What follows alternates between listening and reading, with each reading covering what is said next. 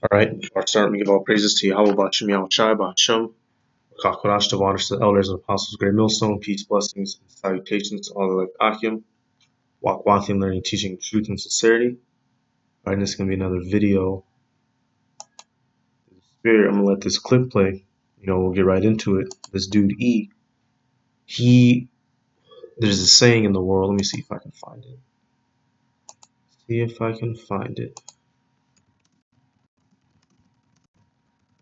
Came from that James Bond movie. All right, the world is not enough. This dude, everything is under his control. Everyone is under his control, but it still isn't enough. So I'm gonna let this clip play. This is why he can't stay in power, and he can't. For Jake teaching that uh, E can make it to the kingdom, that's complete BS. Because not only if and what I mean by make it to the kingdom, I mean make it in and be on the level as us, the Israelites. All right, if he was on that level, eventually he would try to kill us in the kingdom of heaven and take over and take it from Yahweh Ba'Shem Yahweh Shai. We know that's not going to happen. All right, so I'm going to let this clip play. It says students protest use of Afrikaans as a teaching language in South Africa. All right, and we know that South Africa, uh, basically Esau lives all throughout there. All right, and they love to still call themselves Africans based on the fact that they live in the continent when they have the real. I'm going to assume the majority of those dark ones there are Hamites. All right, they have the Hamites oppressed. Took over completely, changed up everything, and it still wasn't enough. All right, now they don't even want them speaking their language anymore. Gate remains closed as the University of Pretoria considers its options on whether lectures should be in English only or if Afrikaans remains. Outside campus, the Front National Party and AfriForum pledged to protect That probably means get rid of Afrikaans or something. I don't know. and support Afrikaans-speaking students on campus. Okay, so you have some that still want the Hamites to have their language, and look at them, y'all. You wouldn't if we didn't tell you what country this was. This looks like a bunch of regular American ass Edomites. All right, so what I want to I'm bringing this up to show you that your features, your how should I say it? Because they'll have through their science. Oh, well, you see, the Asians lived in Asia, so their color changed, and then the blacks they live closer to the heat, so they got darker. No, your nationality is based on your forefathers. Your nationality doesn't change because of the landmass that you live on. Now, depending on what landmass you live on, will determine who you'll be mating with, who you'll be having children with, unless you go and take it over like these assholes. All right, but they've been in Africa for a minute now, and these motherfuckers look like some California kids, y'all. And stay online. Every language that can be taught in South Africa because they do it, politicize the whole thing now and trample on minorities in South Africa like Afrikaans speaking people, and we believe that minority groups. Oh, his name is Francis Cloet. You wouldn't. If you saw him walking down this street, you'd assume he stayed a block or two over. You wouldn't be able to tell this dude came all the way over from Africa. So that kills that just real quick, that kills the fact that your nationality will change based on your landmass. That's stupid. There's nationalities of people migrate, like how these assholes migrated to South Africa, but you're not going to turn black from living in a particular part of the earth. Taught in our own language like Afrikaans. No politics is going to take away Afrikaans, right? So nobody's going to stop this. This is our land. This is South African land. All right. So Afrikaans sal nooit doodgaan nie. See, this shit crazy. Here it is. They came over, took over, and invaded. You got half of them saying they want to ban the Afrikaans language, which must be more of a Hamite-based language, and just use straight English. Because that's how this man gets down, y'all. Let's come to this. All right, Habakkuk 2:5. It says, "Yeah, also because he transgresseth by wine, he is a proud man. Neither keepeth at home." This asshole can't keep at home. He just said out of his mouth, "This is an African land." All right, it's a whole bunch of them. You got one nigga, and honestly, the way and this shows you their spirit. They build the same way everywhere they go. They got no parking signs here. They have that angular roofed houses. All right, fences. This is how this man chooses to live. This looks like a stoplight behind them. Vehicles. Wherever he goes, he sets up the same format, and this is built in similar fashion after Rome because this is that same people. All right, modern day Jewry is Rome. Esau Edom is Rome. All right, come back. It says he can't keep it home. It says who enlargeth his desire as hell and is as death and cannot be satisfied. He enlarges his desire. He goes anywhere he wants and he takes over. That's why these young punk assholes are there. All right, looking like they're at the beach. Ugly motherfuckers. It says it cannot be satisfied, which is why I brought this up. A world is not enough. All right, not for E. Damn it. Damn it. But gathereth unto him all nations and heapeth unto him all people. And that's what he's done. And that's why this little protest is going on. If Esau stayed in his little rock land, he wouldn't be over there having this issue. Afrikaans sal staan! We all have the right to study in our own language, and I feel it's a fight that we have to stand for. We can't just stand back and let them do whatever they want to do. It's our right to stay here and to have class in our own language. On the other side of the divide, economic freedom fighter Student Command that started the And then you got what looks like, I'm just going to assume that they're Hamites. They could be Jake, but I'm going to assume that they're Hamites. So they're all in the midst as well. Afrikaans must Because this man E has came in. Look how they're looking at them. Like they're pet koala bears, just getting out their frustration. He's just looking, oh, we understand you. It's okay. Go back and just go back to the back of the restaurant and just make sure everyone's chicken is good. He's just looking at him like, okay, just calm down. You're good. You're a good little boy. And he's gonna throw him a treat. Look how she's looking at them. Like they're just, hey, that's how they look at us. Or I'll say that's how they look at people that are not of their own worldwide. Full campaign demands the total removal of Afrikaans as a medium of instruction at the university. We are in a democratic state. Why are we still using the pre-apartheid names and all those cultures?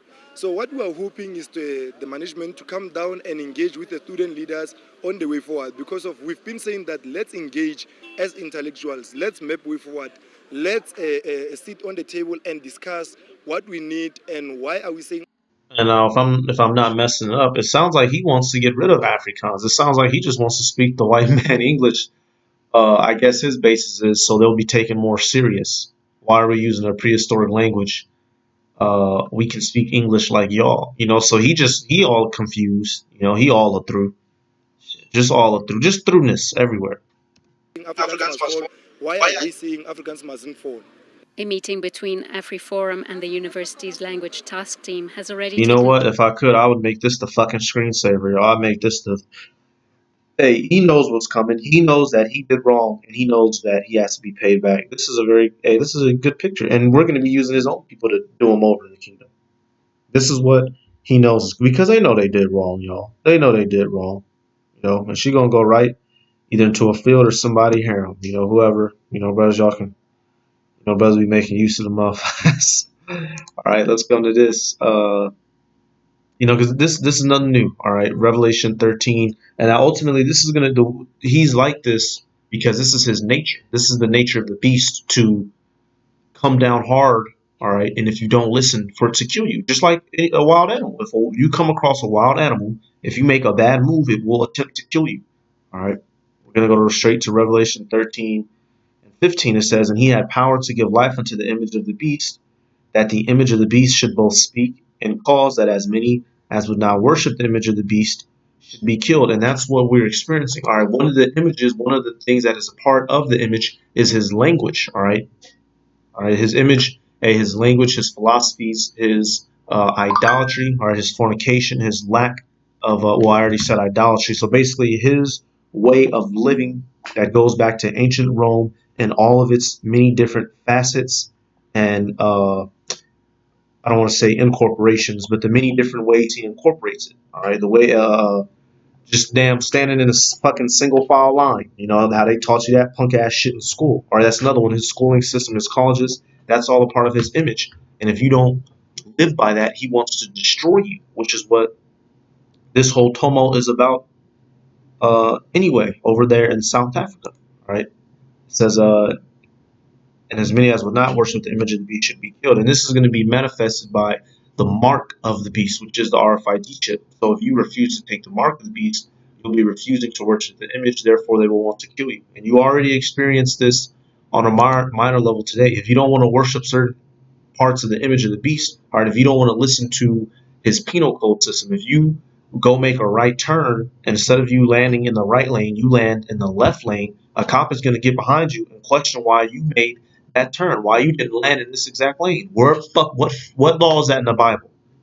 Thou mustest ridest thine horses, and when thou goest to turn, thou must stay on path with thine kin. You know, what law is that? This man has come up with his own way of living that he wants everyone to bow down to, which is fucking wicked. All right, let's get another one.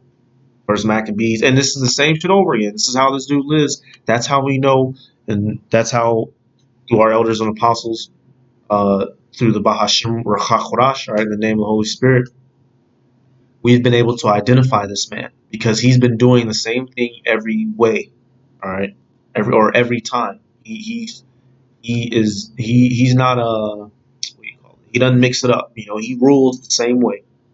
All right. So this is First Maccabees 1, and we're going to start at verse 41. It says, "Moreover, King Antiochus wrote to his whole kingdom that all should be one people, and every one should leave his laws. So all the heathen agreed according to the commandment of the king." All right, that's what this man does. He wants to convert everyone over to his way. All right, and this is nothing. She don't mean shit. She's not truly sorry. All right, for if Edomite wants to so-called be sorry, all right, she would give up all of her physical possessions over to one of them, let's say Hamites over there. She would make sure her family, her whole lineage gives up all their possessions, and then she would literally use her body as a vessel to bring forth those Hamite children. She would go right, and then when she's not doing that, she would go right out to the field and get everybody's food and clothes together. All right, but they're not gonna do that because they're not truly sorry. They placate, you know, faking the fun. You know, that's bullshit. That bitch,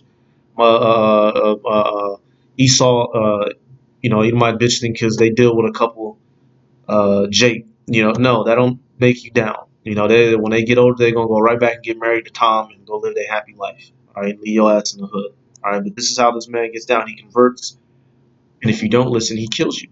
All right, so let's finish it. Place, but no final decision has been made. That shit is a joke. But See, while she the posing language for policy pictures. That shit protest ain't real. action continues, other students, black and white, held hands praying for unity and to end the violence. We are saying, let's speak a message of hope. Let's speak a message of love. Now, hey, some of them may be Jake, and some of them, I'm gonna say since it's South Africa, I'm gonna say the majority of them are gonna be Ham because Ham is cursed too. It said Ham is gonna be a servant of servants. But I wouldn't be surprised if you got a couple Jake mixed in there. You know, there's always that possibility. Let's speak a message of reconciliation towards our country, towards each and every one of the people that are in South Africa, to say to each and everyone, you matter and you will have a future in South Africa. One voice, black and See, white. look, bro, you can't tell the difference between if I didn't tell you this was Africa, you couldn't tell. That looked like American Becky. That looked like American Sally. You know, you wouldn't be able to tell. United together to say our country has a future. We came together today to pray and really trust God to do something in our nation, really just for the youth, the students to take hands and maybe model what our previous generation so brilliantly did through Nelson Mandela. For these students, it's no longer about language, political goals, or race. It's about being united in hardship and diversity and praying for a more unified country. Julie Shara, CCTV in Pretoria, South Africa. Pretoria. Oh, wow. Okay. Pretoria, right? Okay, we'll do this. Slovakia. We'll do this. What is a praetor? All right. Wow, perfect. Well, yeah, what is a praetor? All right. The city is named Pretoria after praetor. Praetor, right? It says each of two ancient Roman magistrates ranking below Considering consul. the Ram 1500, you owe it to yourself to check out the... All right. Yep. So basically right here it says praetor, also spelled praetor or praetor in English, was a title granted by the government of ancient Rome to men acting in one of two official capacities, the commander of an army and as an elected magistratus assigned various duties. So why would they name their city after a Roman title? Why? Because this is those same people, y'all. A Praetor, basically a guard. Basically, you could basically an army general. All right, we'll do this. Praetorian. I remember learning about this word a while ago. You know, Praetorian, or of having the powers of a praetor, a man of Praetorian rank. So basically, okay, we'll bring up a picture. So this city is named after this shit right here. The Praetorian Guard, a unit of the Roman military with the eagle. All right. Hey, what are the little flowers? Peace. All right. But inwardly, what? They got the arrows. All right. War. All right. That's what these fuckers are about, you know. This is those same people, and they're doing the same shit all over again. All right. The video's gone. God damn it. Click back to it. You know. So hey, this man, hey, we can't let this dude. We can't let this dude come into the kingdom with us. I'll fast forward so y'all can see where it said her name and where it said Pretoria. This dude would come to the kingdom right here, Pretoria, South Africa, named after Rome. Rome, South Africa. This dude can't come in with us. He'll get set up like this and be trying to fight us. All right, this will be the last one, Philippians 3, and I'm gonna start it right here. Yep. Okay. I'll start right here. Verse 18. It says, "For many walk of whom I have told you, and now tell you, even weeping, that they are the enemies of the cross of Mashiach." All right, this is dealing with our own people who are enemies of the Lord. But hey, all the heathen and Esau is enemies of our Lord. All right, verse 19, it says, "Whose end is destruction, whose God is their belly, and whose glory is in their shame, who mind earthly things." And that's this man. All right, or that goes to the wicked of our people. That's this dude. Hey, his God is his belly. He just wants and wants and wants, and he cannot be satisfied. He wants and he takes. He wants and he takes, and he does not fucking care. And if he has to kill you, if he has to invade your land and remap everything and insert himself in and push you out, he will do so. That's why this punk ass bullshit is going on. All right, this should imagine a group of hyenas, you know, taking over the lions and just incorporating themselves all in there, you know, going to lion school and whatnot. Then this shit would just look out of place. You know, imagine if you go to the zoo, you see the lions. No, you see the cats and the dogs, you know, beating up the dogs and shit. Got the dogs all fucked up in the corner looking crazy. That's what we're dealing with this dude because that's what he's about. You know, so his God is his belly, and he's going to find out that there is no other God other than Yahweh Bashem Yahweh Shai. So he's going to be, like it said in this verse, whose end is destruction, ultimately. Right?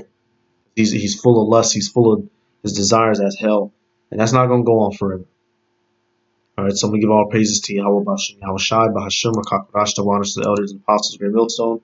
Peace, blessings, and salutations to all the Akim, Walk, learning, teaching truth and sincerity, and I'm saying shalom.